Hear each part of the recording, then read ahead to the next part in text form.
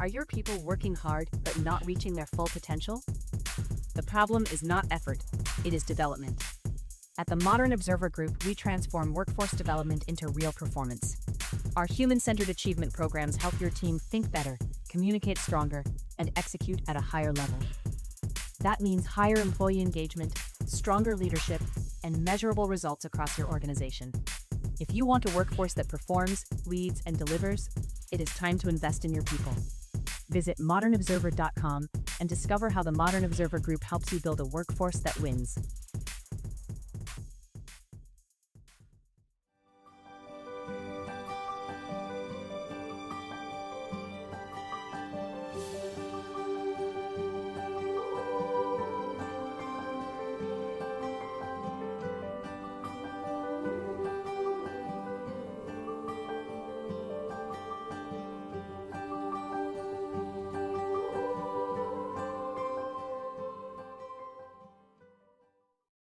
We are lighting the candle, a world that works. Hi, everyone. I'm Bill Correll, and I'm here with one of the most special people in the world for me. That's Jan Jeremias, my good friend and my partner in empowering all of you folks and me too. Okay.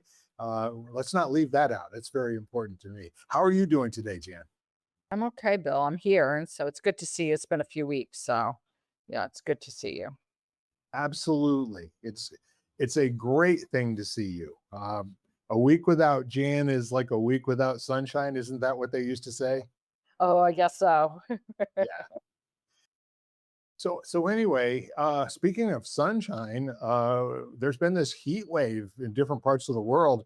It's been changing its location. It's now kind of uh, over the top of us. And the next 3 or 4 days are going to be in the 90s to even over 100. I think they're predicting for Thursday. It- It's uh, it's not super horrible. And I think some people actually like it when it gets hot like this, when it's 90 degrees.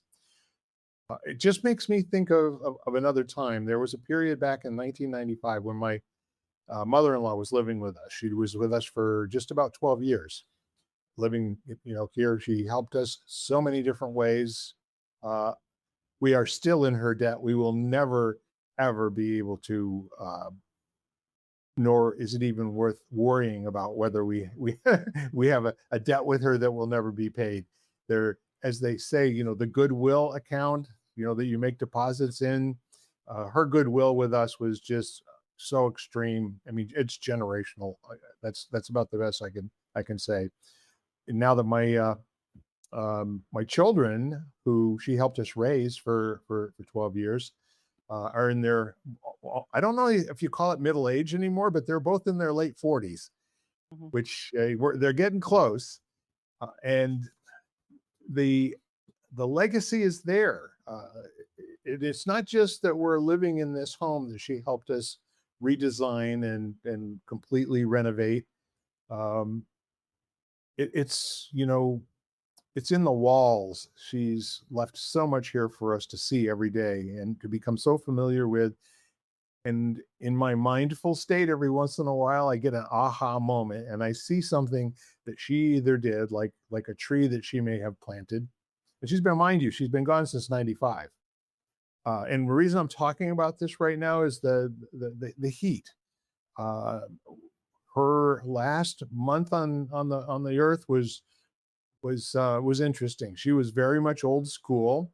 She was not interested in having an air conditioner during the 15, 18 day period in July, heading into early August, where the lows at night were 85 degrees. The highs were as high as 108, 109 degrees. And almost every single day was at least 95 to 90, 97 degrees. And finally, after about 2.5 weeks of this, she finally succumbed. And the very uh, um, the moving part for me is she dropped out of high school in the 10th grade to support her mom after her dad passed away. And she went to work at a mill and progressed through different jobs. And then she finally got married when she was 35 years old to my father-in-law, who at the time was 53. He was a she thought he was a well-established and well-to-do attorney. The fact of the matter is he was a land baron. He owned 5 homes, but he didn't have any income. He was one of those people that just never charged an awful lot for what he did.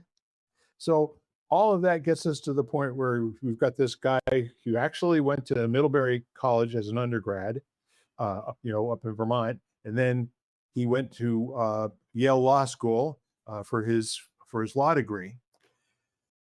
And she dropped out of school in the 10th grade, but she had so much smarts. She was not book smart, but she was common sense smart. She was whip smart with math, and she was creative, and she did all kinds of crafts. But she was always, schooled by the depression, and could, as they said in the old days, she could squeeze a nickel so tightly, that the buffalo would do something. Um, that was her to a T. So I just want to take a moment and just kind of honor who she was in the world. She was not necessarily someone that moved mountains or created new pathways for people. But what she did for us was she helped our family get started. She helped watch our kids so that both of us could work back in the day when it was important to do so. And she was always a support. And sitting in different furniture in this room where I am right now, she lived right directly upstairs from us.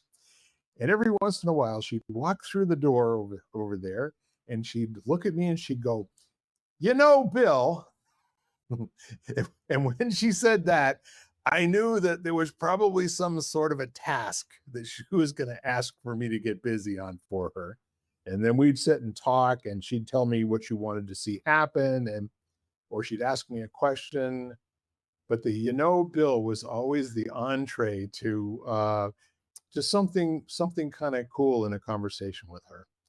So thank you for letting me reminisce about that, the warm weather and where I'm sitting right now. That is just it's beautiful and it's wonderful. And we just celebrated our 50th anniversary on Friday. 48 of those years have been in this home. Wow.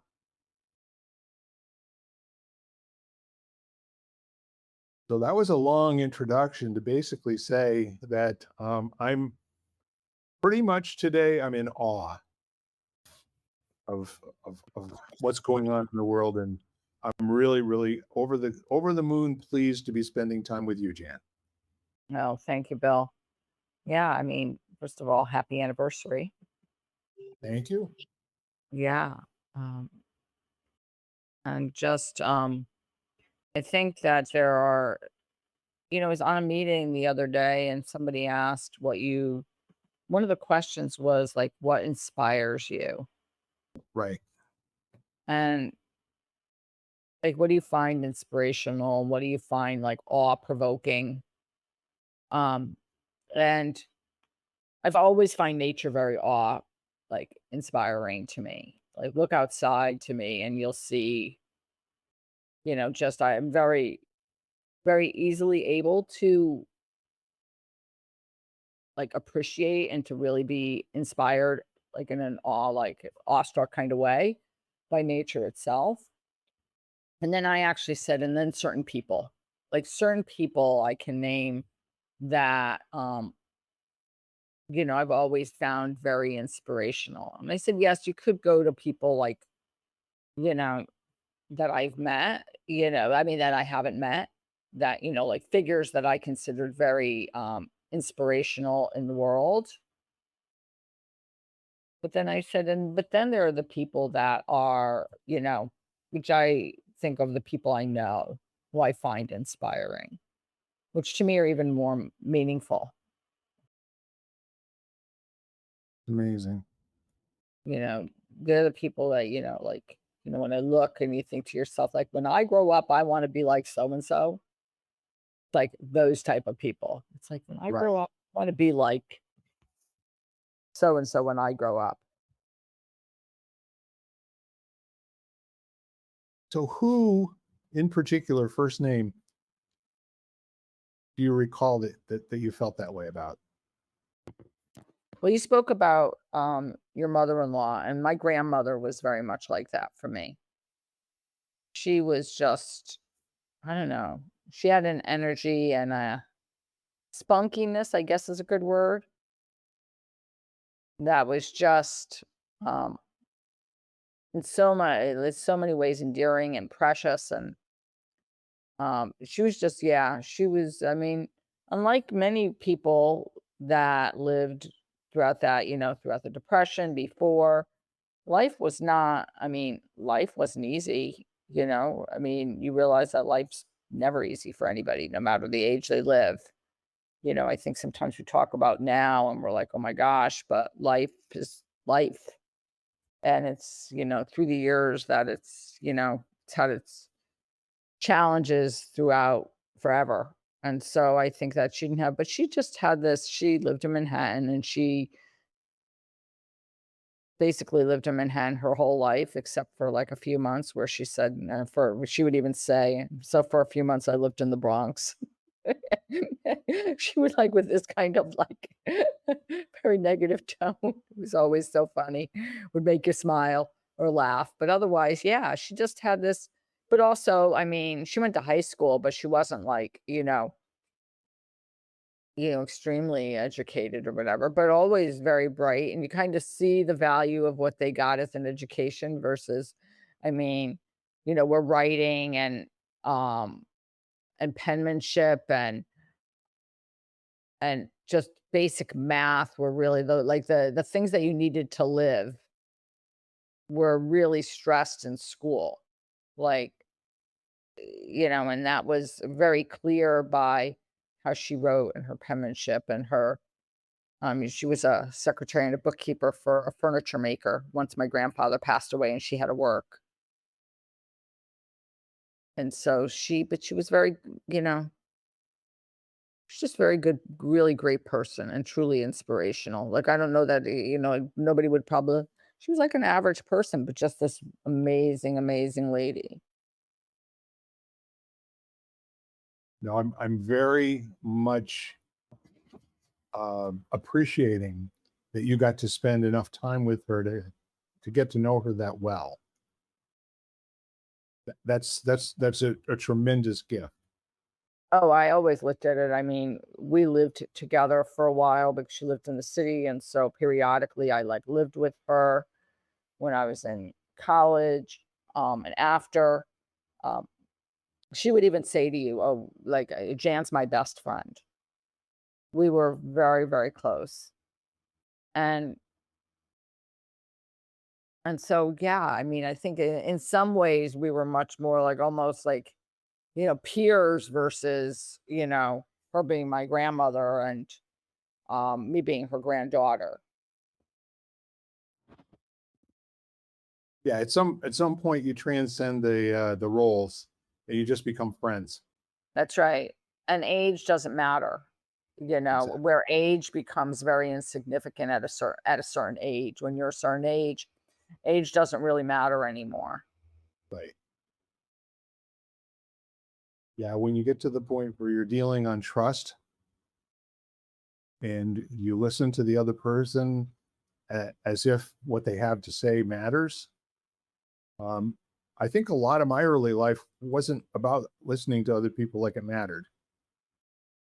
It was probably more like tolerating and getting out of the moment.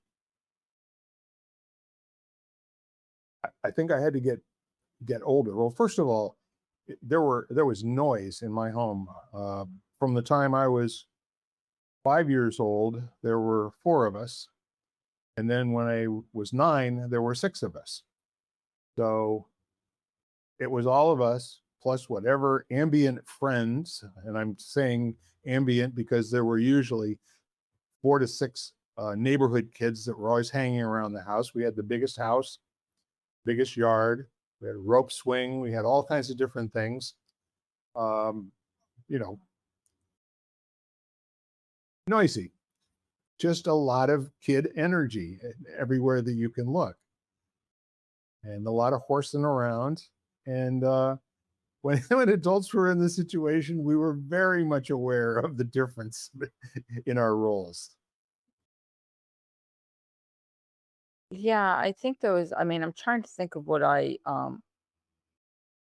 yeah, I think that when I was really young, I don't know that I felt like this. I think as I got older, there was definitely an age gap, but I was also what I would have probably considered an old soul. So I was much more, I related much more easily to adults than I ever did to kids my own age. Right. And so that was just, I would love to, I would have hung out with, adults, having adult conversations when I was when I was an early teen or 12 versus hang out with people my own age. Right. Um, so I think that in that way it was, it was kind of different and age didn't matter, but age did matter because it wasn't like they were necessarily having adult conversations with me. And also, so I think that it was like, when I got older, probably when I started working, that's when, all of a sudden I had friends that were older and age didn't seem to matter anymore as much. I can identify with that. I went from college to working with my hands, um, back to college, to getting the most menial job at a manufacturing company. First, it was emptying trash and being a material handler, moving stuff around from station to station. And then I got hired into being a machine operator. And all these things they're not really social, if you will, because they're things that were done, not in a group, but individually by myself. So then I started getting a little bit further on. I got hired into a job, and pretty much told that I was going to be the shop steward.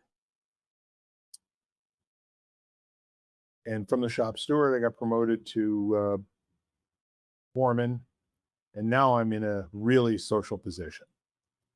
And most of the people that I was responsible for supervising were anywhere from my age to 40 years older than me. I literally had half of the folks that I was, supervising at that point, it was probably about 25 people.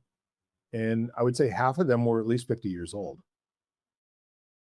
So I more or less, created a compact with them. And the compact was, we will relate to each other as if I know what I'm doing. And so the other part of it was, we can have a jovial relationship that's not based on, you know, father child type of thing, because I'm no I've got no business trying to be the father role in this environment where you guys know your jobs. I don't know much about your jobs at all. I am just trusting you to let me know if there's something I can do to help you do your job better. And I will always turn the other cheek if you take a, if you take a social shot at me. So there were a couple of people who called me baby fat, which, I mean, for a 22-year-old guy, 6'4", at that time, I was probably about 210 pounds, maybe 208 pounds, right in there. I was pretty ripped. And so this was, we could smile at each other while they were taking kind of a rib shot at me, give me a hug and then give me a shot in the ribs with the other hand. So I think from that standpoint, I was really lucky, um, relationship wise, that the informal leaders knew me before I was promoted to being supervisor. In any group of people, there are the folks who the company has said is a leader, And then there's the people that don't ever say very much, but when they do, everybody in the room watches them and waits for them to speak. And I was smart enough at that ripe old age of 22 or 23 years old, whatever I was at the time, to kind of empower those guys, you know, and always ask them their opinion about certain things. If we were going to make a change, the press room, for example, I went to 3 different people who I knew that they would either help sell it or they would do a passive aggressive, we'll just see about that as far as the change was concerned. And having the change go successfully was less important to me than having the change make a difference and go successfully. And I think they understood that. And there were some people who, in the day, they carried out the rules that came from upper management, and that was it. There wasn't any thinking or any, common sense going into how it was being executed. And I did things a little bit differently. And I think they appreciated that. But that also helped me grow up a lot faster too. And becoming peers with people that are 25, 30 years older or 40 years older in some cases. I think it was an opportunity to really get some muscle with respect and get some muscle with listening and being careful to speak in different languages and to make sure that people understood and could give me back what I had asked them to do. So I got a lot of that kind of stuff on the job. Mm-hmm. And I always felt like I belonged. I just remember from a very early time in my 20s, just feeling like this is natural. This is where I should be. Mm.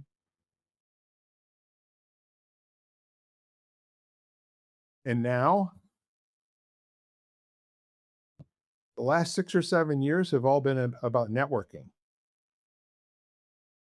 My company is to the point now where it takes me an hour a day. And there's not usually a situation where I have to do much in the way of interacting with other people if I don't want to. So it's friendship networking these days as opposed to business networking. Mm-hmm. Mm-hmm. Which I like a lot. I really do.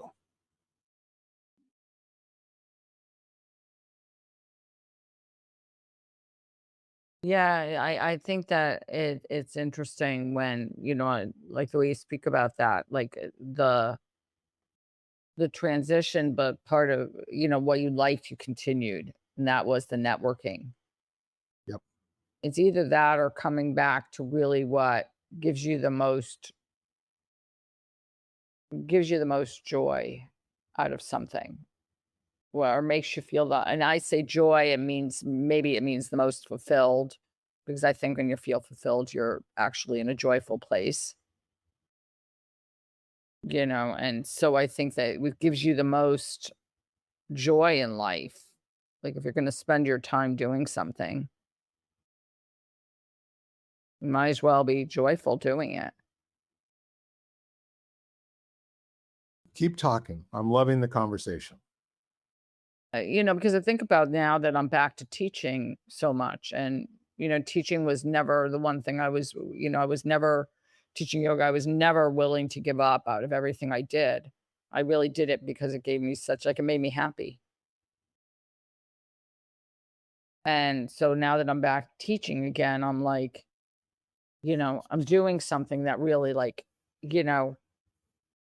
I love to do, and so I think that that's really amazing. I mean, first of all, I am also very grateful that I get to, that I am teaching more and that I get to teach it all. Grateful in the fact that I'm obviously grateful practically, but also like honored is a good word to be in that space with people. But yeah, when you talk about belong, I think the biggest thing that when I am and I think that to everybody else out there, like when you're doing something that, let's say, brings you great joy or whatever, or gives you great satisfaction, or whatever word you want to put into it, there is this feeling of belonging. And that's, who do you belong to? You belong to yourself. Like you're in your groove, so to speak, if you wanted to use lingo or something. It's like and so I think that you are probably the best version of yourself when you're in that place. Yeah, I like to call that being complete and whole. Yeah, I You know, mean, you just feel like, you're in a zone, you know, and there's something about that. Like, you don't have to put on any airs. You don't have to pretend you're something you're not.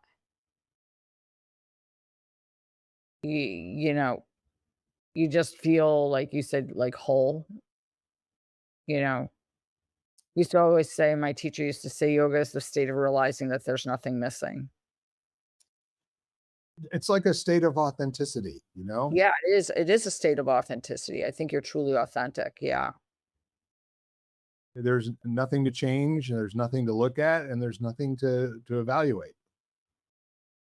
Your Right. attention is totally present and focused on what's going out here as opposed to what's going on in here. Yeah, but yet the oneness of both of them, like they're working so together that they're not separate. Right. It's like, that you're one with whoever you're with or with whatever you're doing. But my wife and I have said many times, I don't know where I end and you begin. Right, exactly. Mm, The that's Chinese call beautiful. that the yin and the yang. That's beautiful though.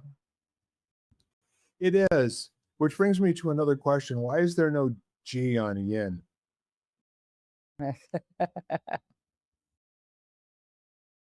What's up with that? Yin and It's yang. just, yeah, yeah. But I think that there is, like, it's so interesting because I don't know. I mean, it's really like you are truly, one with whatever it is, with whatever you're doing when you're in that place.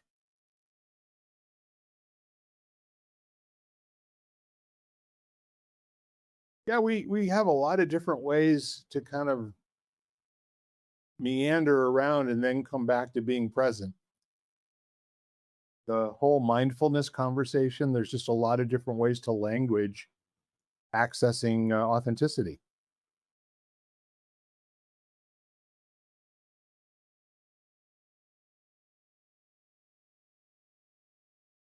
I Yeah, I mean, I think that it's an interesting word, authenticity. Um, been on a number of things because I used to think like it's kind of evolved for me that it's being authentic is a fluid thing.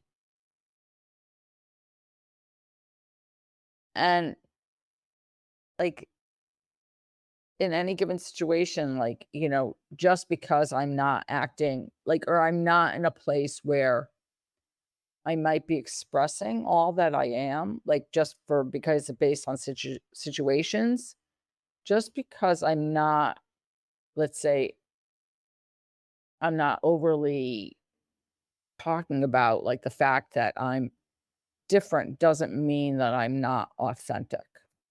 I don't know if that makes sense. It could. It could make sense. So the neat part of it is that if you're willing to be misunderstood, or if you're willing to have to go back and kind of restate your emotion in different words, that what you just shared came from you in whatever shape it was, but it meant something when it was leaving you. Okay. And Well, and that's the gift part of it. yeah, and I think that when you say that, it's like the place from which it came from at that point was authentic because it Yes. was happening. It occurred. And so I think that that's what I've come to realize because I think I always looked at authenticity as being like, this is who I am, and trying to kind of go into every situation and kind of, I don't know, express the best, like, I don't know, it was just different. It was a little bit too rigid almost, and not as fluid as I feel, or breathable as I feel it is. Because depending on a given situation, just because you choose not to, like, let's say you're in a room and you're the only one with a differing opinion than everybody else. So you're the whatever, the exception. If you express yourself, great. If you don't express yourself, great. It's remembering that, like, it has nothing to do with the outward expression of that. It has to do with the inward feeling of it.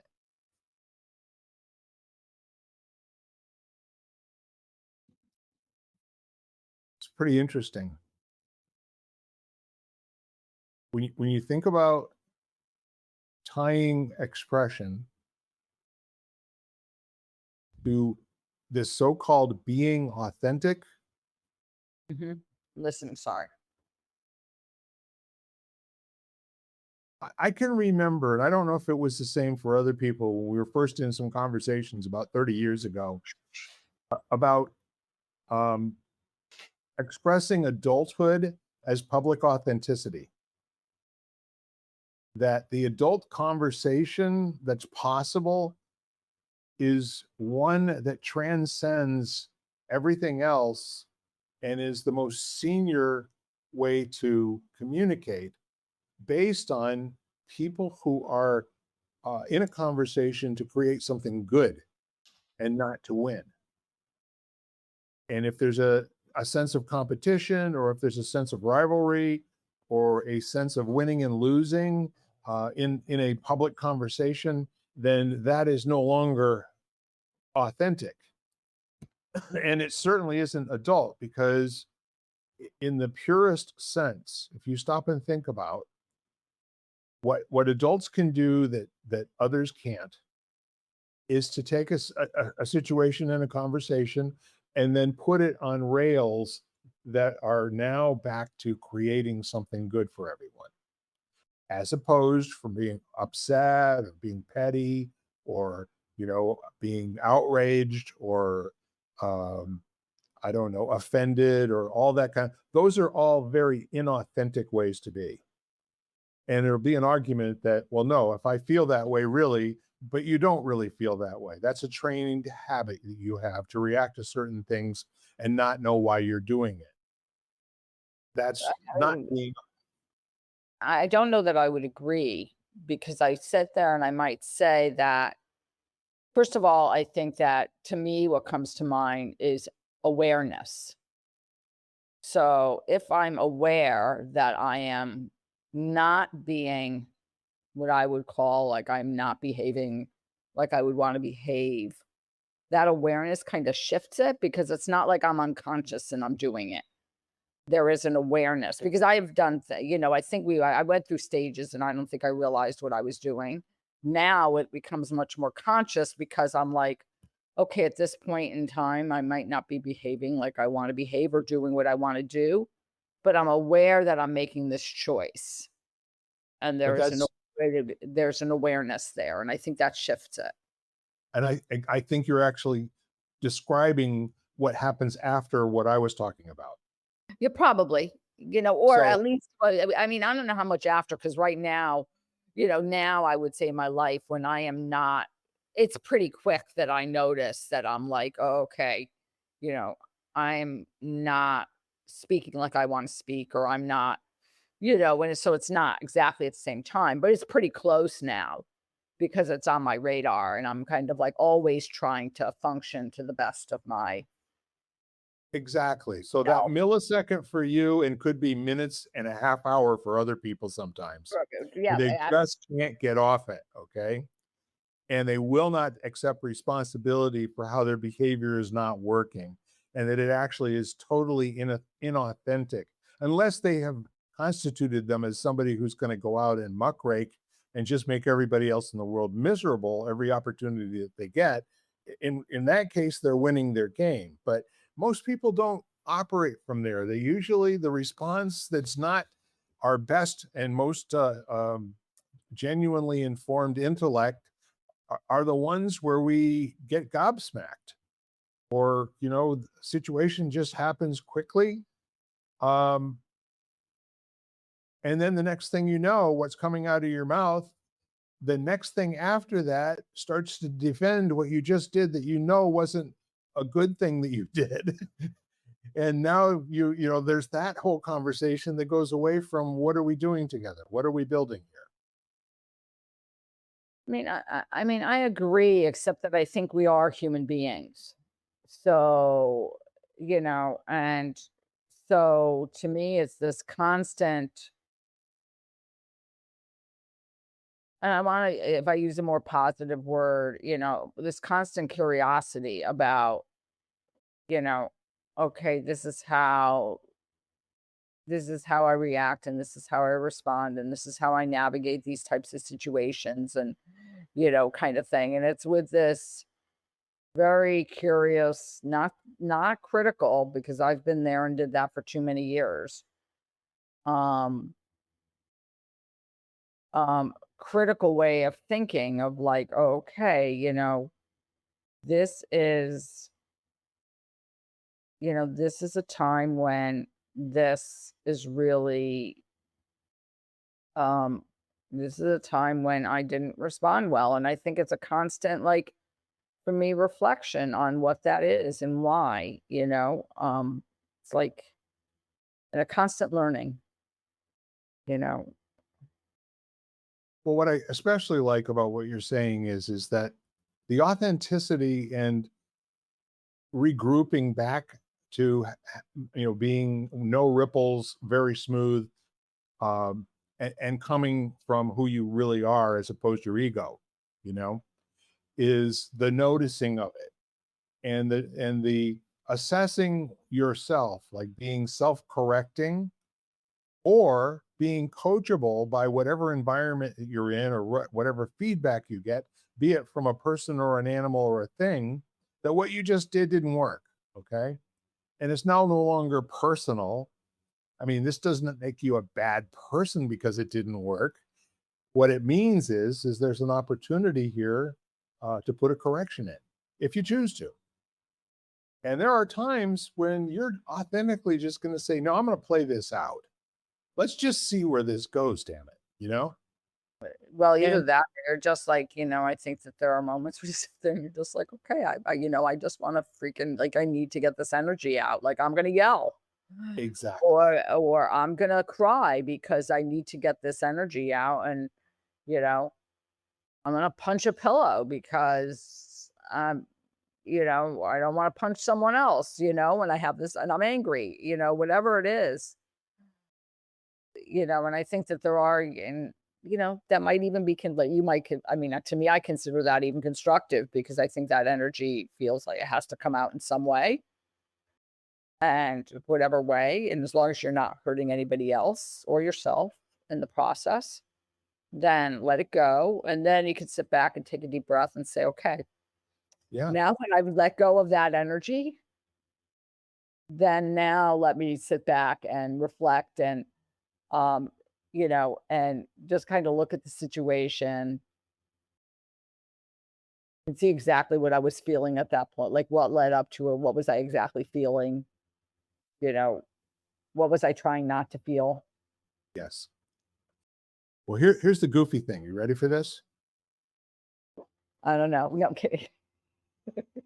Your expression is authentic until you start judging it. Then it's no longer authentic. This is one of those things where being is hard to describe.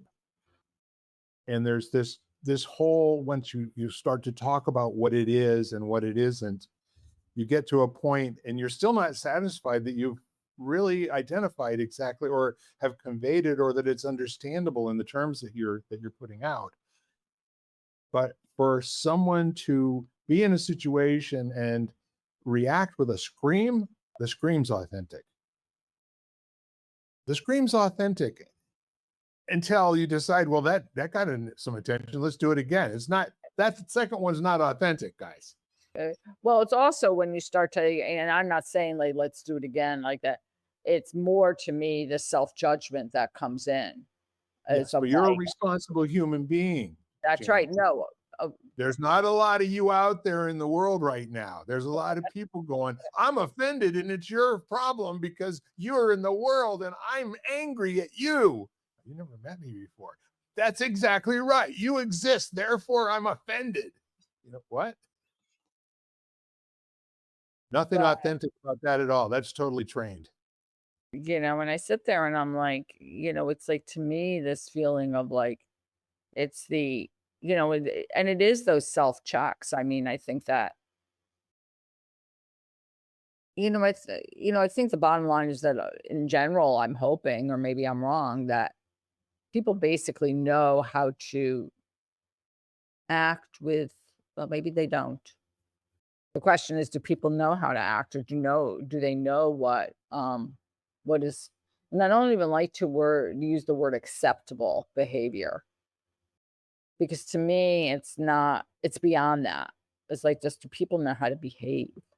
Like, it's not even like, I mean, acceptable brings too much interpretation into the word.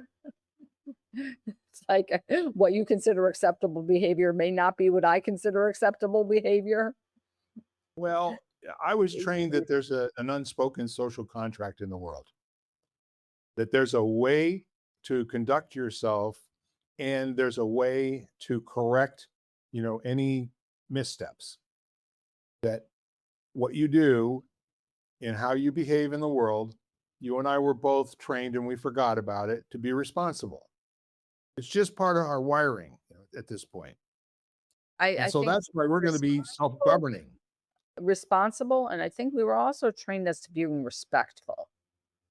Oh yeah. Like there was an inherent like thread where, you know, there was a real respect for people who were older than you. Like when I talk about my grandmother and your mother-in-law, who obviously was older than you, there Yes. was this real idea of like, well, I speak to her in a particular way with a certain amount of respect, knowing that she's had a lot more years on this planet than I have and a lot more experience than I have. And so there was this real, you know, that wasn't only because she was my grandmother, but there was this real thread of respect for other people. Sure. I think there's a lot of other words that come into that as well.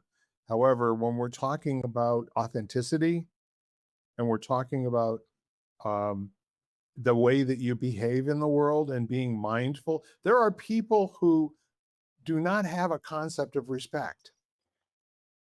They don't have a concept of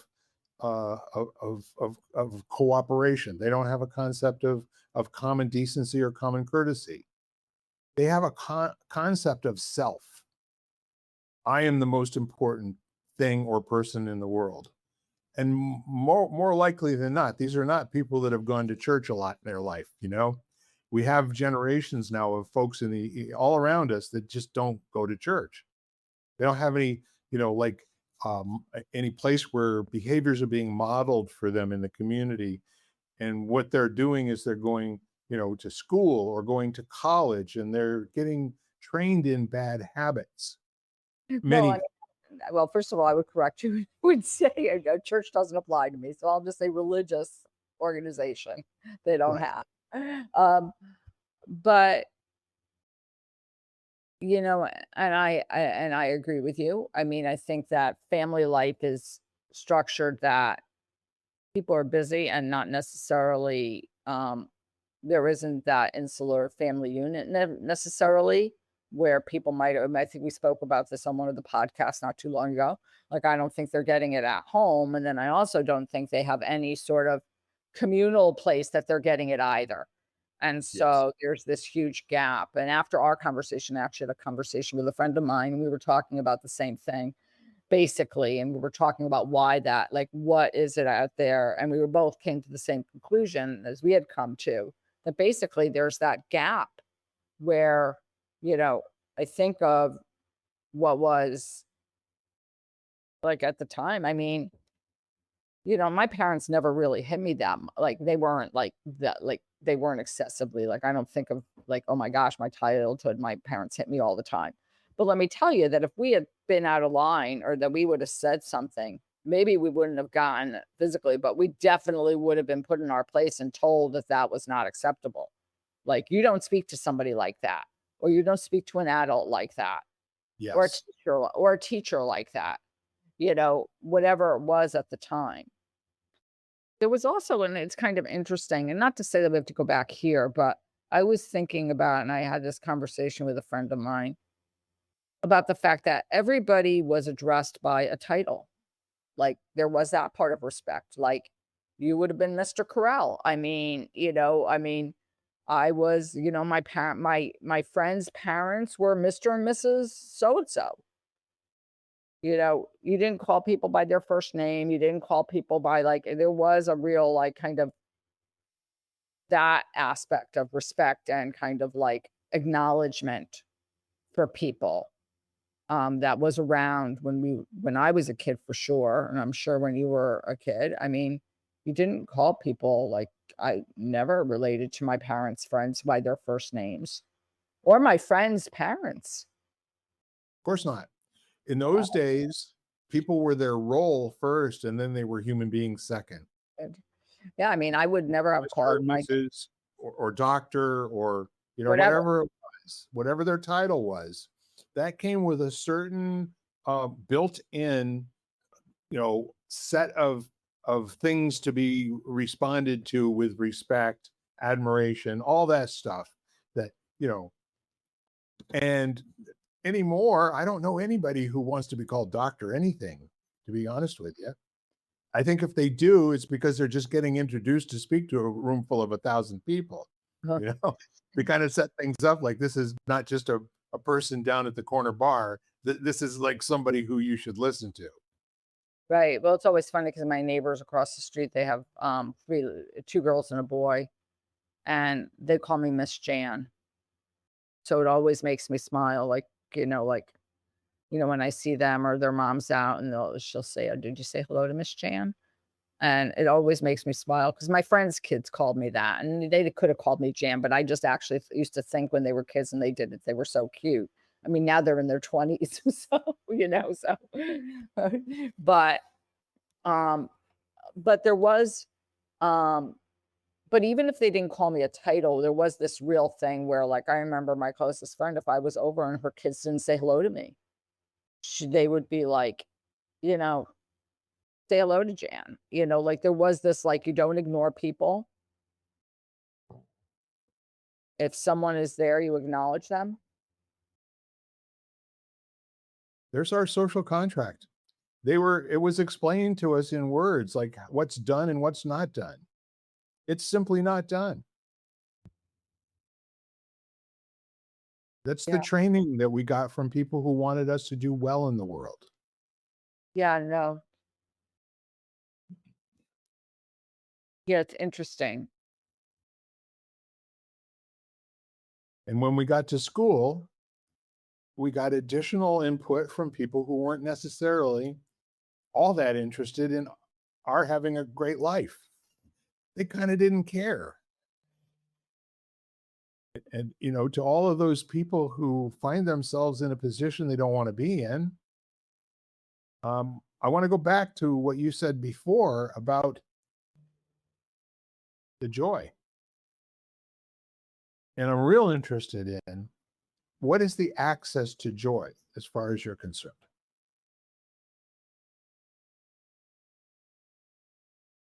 The access to joy is presence.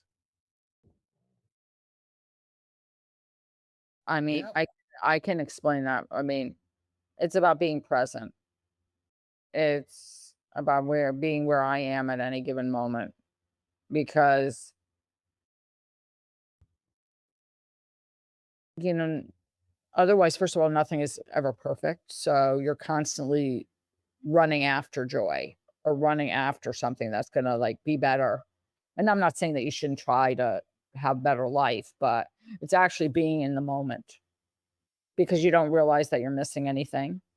Right. The moment is complete for whatever it is, and that is the direct access to joy or happiness, both are the same, whatever. But that to me is the direct connection. Mhm. And so, what if you notice joy is not present?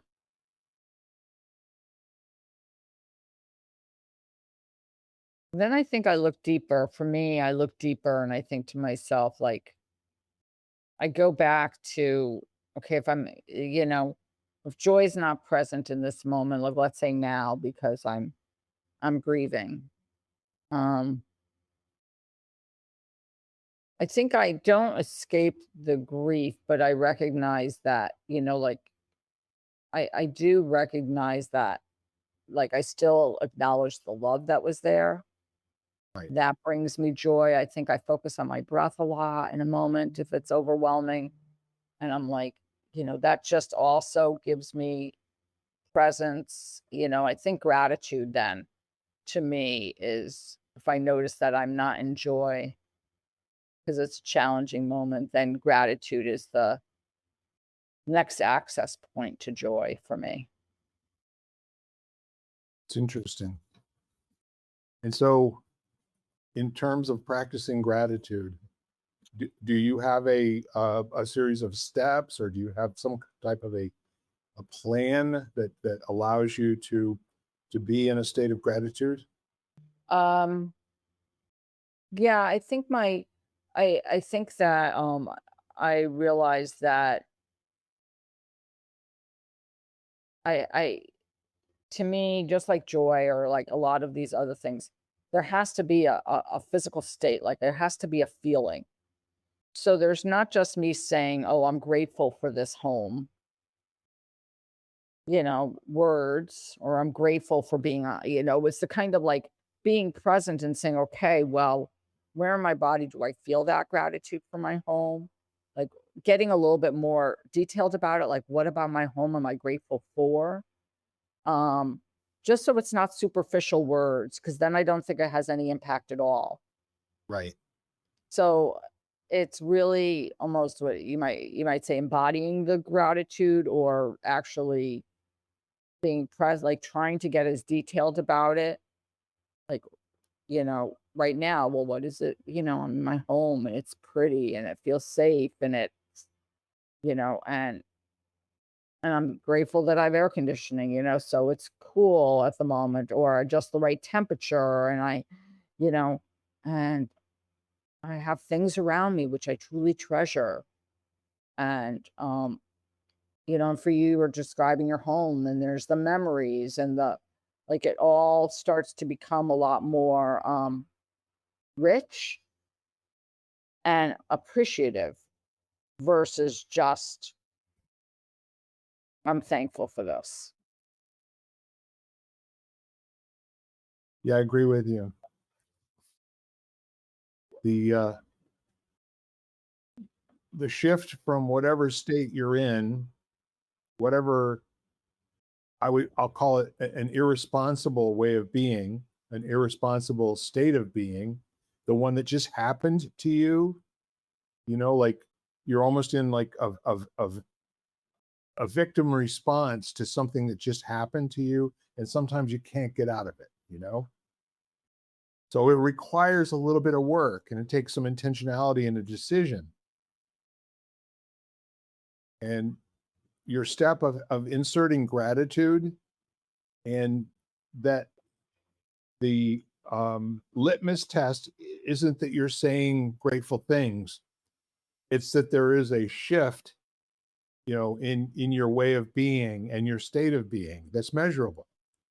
Now it may not be a talkable shift, it might not have language associated with it, but it's clearly a felt shift. There's something that's just just changed in your body. And so now, having been grateful, there's room for joy to occur. Right. You've created a clearing for joy to happen in, because I- joy can't happen on top of other things. And then I like what you said, because usually what'll happen is if I get to that place, all of a sudden joy, and I like the word, it almost feels like it oozes in. It just kind of creeps in. It's like all of a sudden, you know, your mood shifts just a tinge, like, Yeah. like just a little, you know, smidgen of an inch or whatever. And there's more space, because I think, like you said, that if there's, you got to make space for joy. Yes. It's kind of like taking a piece of paper that's got stuff on it and trying to create in the white space. It's governed by what's already on the paper. It's a good way to put it. And it's very visual, which I love. Yeah. Or you can have this kind of paper. That's there's nothing there for you to change or make bigger, better, faster.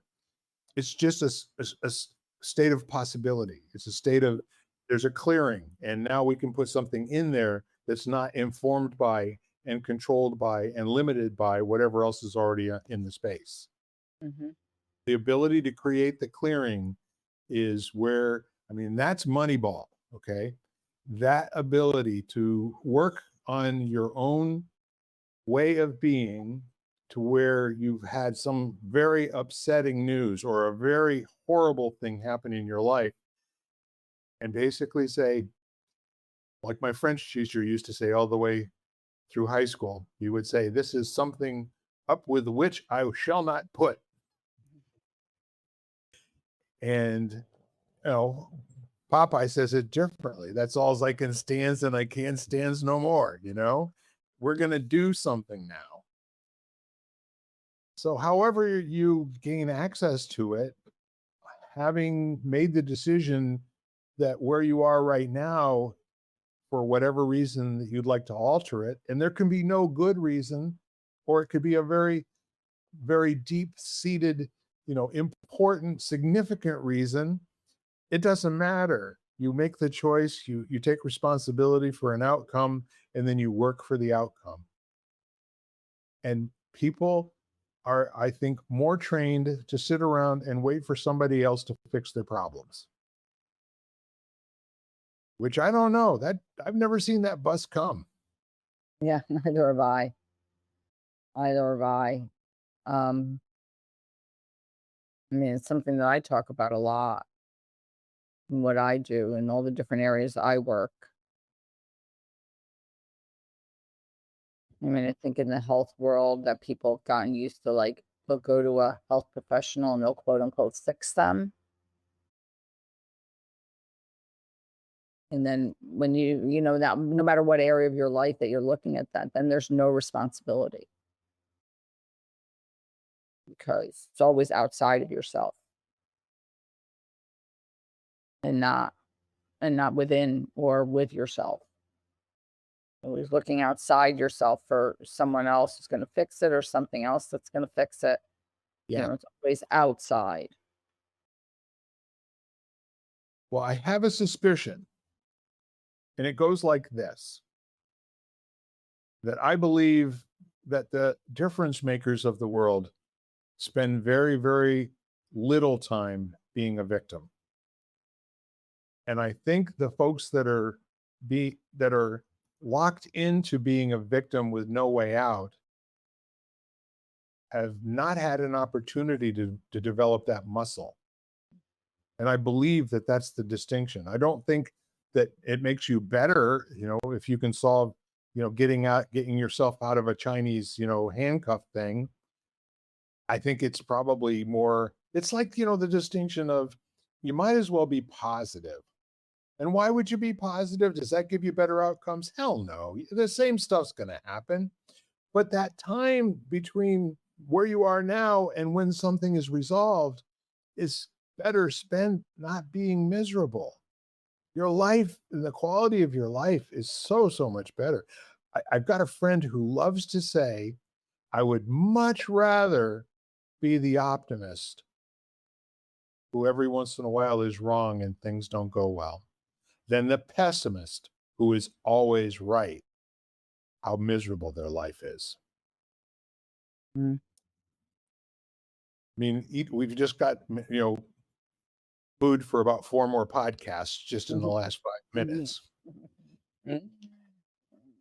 But I think the neat thing is that when you can get yourself to where you can see the joke, the joke is you're not supposed to be in this life to be a sufferer. And I listened to Dalai Lama. He, and he was talking about, we talk about human beings, but most people don't understand what human being is. And they've substituted suffering for being. They're human sufferings. And this isn't why you were created. The people who are not here any longer, they've earned the right to suffer or to live in ecstasy for eternity. Why not give yourself the joy of ecstasy in this lifetime and be a human being? Work on that being part.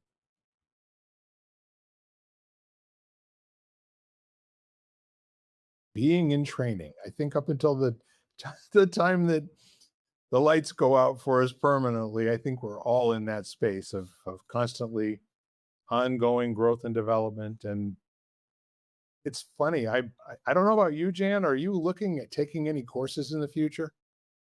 I mean, I would love to take some courses. I've been looking. I always look, and then the question is, can I fit it into what I'm doing now, and can I afford to do it? But I'm always looking into doing different things, especially a lot of mindfulness based stuff. With some great teachers. I would really love to study with a few really famous, what I could tell is famous in my world, which I find inspirational even when I listen to their stuff. So I would really love to do like some sort of trainings with them. Always, like I'm always like, oh, maybe I could swing that and I could become But yeah, we'll see what happens. But yeah, I'm always looking. Well, congratulations for creating a clearing whereby you could just express that as a possibility. Oh yeah, yeah. I'm always like, I mean, I'm a lifetime learner, I think. So I'm always looking and I'm always like, oh, okay, who else is doing what? And wouldn't it be amazing? Like it would be one of those, like, wouldn't it be like a check on the bucket on my own bucket list of things that I want to do to be able to do a training with, Tara Brock or Sharon Salzberg or, Jack Cornfield or John Kabat-Zinn or whatever, one of those people. I'll be like, It would be Bob Proctor for me. Bob Proctor. Yeah. And so I Maybe think, Jack Canfield, but I don't know. I don't know if Jack is as high on my list as he once was because he's turned into an anybody's, so yeah, which so I I don't think blame him for doing that because most successful people have to, go the way of the marketer. But with all of that said, that was just my little being totally inappropriate for a moment. but yeah, that was a good question though. But yes, I always look at look at them. Me too. I'm now distinguishing 3 different types of coaches that I can become certified for. The neat thing for what we've done today is it kind of doesn't matter when you and I talk, whether we do it 4 times a week or we do it once every 3 months. The quality of the conversation, in my mind, is we always create room to operate and we always create a new field to play on. And we talk about, jumping out of the airplane and building our parachute on the way down, but sometimes we don't land. Sometimes we just fly. Sometimes we just fly, and sometimes we have no idea what we're gonna jump out and we're gonna gather the parachute as we go down. It's what Yes. it's like, it's just like there's certain things you have, and then certain things you're gonna just because life is different, and all of a sudden life asks something else of you that you never probably could have dreamed or expected. I've grown to love that. When I was working for other people, I always felt like there was this continuum. It was like linear of how I could get from here to there or what my future might look like and the steps I would have to go. I was always looking for the steps. And then what I found out when I started my own business, that trying to do that didn't work. It meant I starved a lot and I used up all of my life savings in the first year. Year 2, I just started building the bridge without knowing for sure where it was going to land. We'll worry about that later on, but let's just get busy building. It seemed to be, especially for a young man with the kind of support that I had in my partnership with Jan. I give her credit for everything. And one more time, Friday was 50 for us. In case there's any interest in the house, we did sign up for another 50.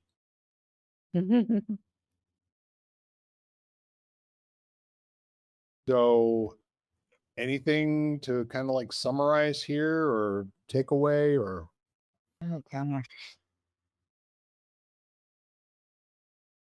I think I would invite people because I'm very big, I like people to sort of take the words or take, like a question and kind of explore it for themselves. Right. So I guess I would say, what does joy mean to you? Would be my question to people. Like, what makes you, like, when you think about joy, what do you think about?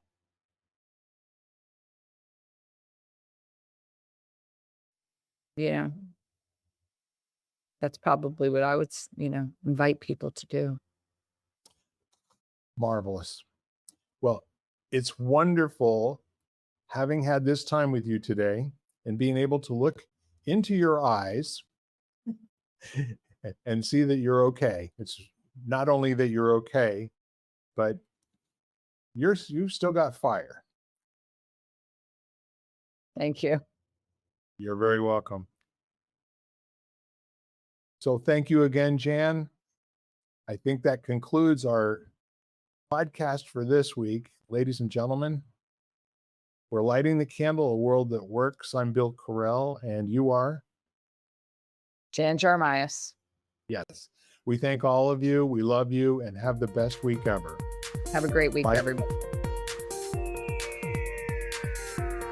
You've been listening to Lighting the Candle, a world that works, part of the Xvadio podcast network. You can catch every episode of Lighting the Candle, as well as the rest of the network, at xvadio.com, the Apple Podcasts app, YouTube, Spotify, iHeartRadio, Audible, Amazon Music, and wherever you find podcasts.